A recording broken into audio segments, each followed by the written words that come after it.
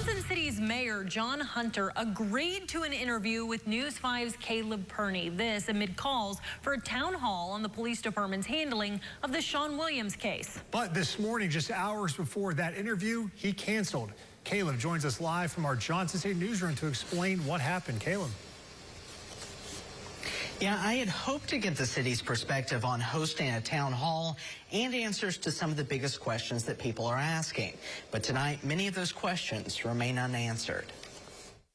It was late Tuesday afternoon when a city spokesperson told me Mayor John Hunter could meet around 1:30 or 2 Wednesday. But just before 10 a.m., the spokesperson forwarded me a message from the mayor that he wouldn't be able to make time for me as he had hoped. Hunter provided a brief statement clarifying he and city manager Kathy Ball met with one of the two groups advocating for town halls to discuss what one could look like. He said he is willing to consider various ways to bring in more community members for conversation, but has not committed to any particular format. Hunter said the city is actively listening to and will continue meeting face-to-face with citizens to answer questions and fully understand their concerns. We have been frustrated, just like some community members, by the limitations that court proceedings have placed on providing information, but are working to find ways to effectively communicate what we can. The call for town halls comes amid concerns about the city's $28 million settlement with alleged Sean Williams rape victims, while the city simultaneously says the allegations of the lawsuit are unfounded. City officials do say there were shortcomings in the handling of some police investigations, and steps have been taken to rectify them. I replied to Hunter's message asking the city spokesperson if another commissioner was available. I received no reply. I then called all 4 of the other commissioners, but those calls were not answered. A spokesperson later replied that no other commissioner could do the interview since they were not part of the town hall discussion. Johnson City is facing 3 lawsuits related to Sean Williams. A former federal prosecutor who alleges she was fired for calling attention to the issue is seeking more evidence from the city and officers. In a new court filing, her attorney scolded the city and officers for any suggestion the settlement vindicates them, saying it does no such thing. The attorneys call into question a statement from District Attorney Steve Finney that said state and federal investigations found no evidence of corruption. The attorneys say it is unclear why a local prosecutor would have controlling knowledge of state or federal investigations.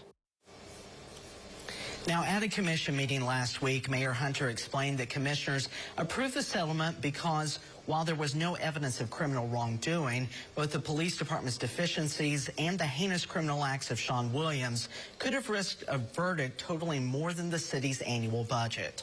Live in the Johnson City newsroom, Caleb Perney, News 5, WCYB. All right, thank you very much, Caleb.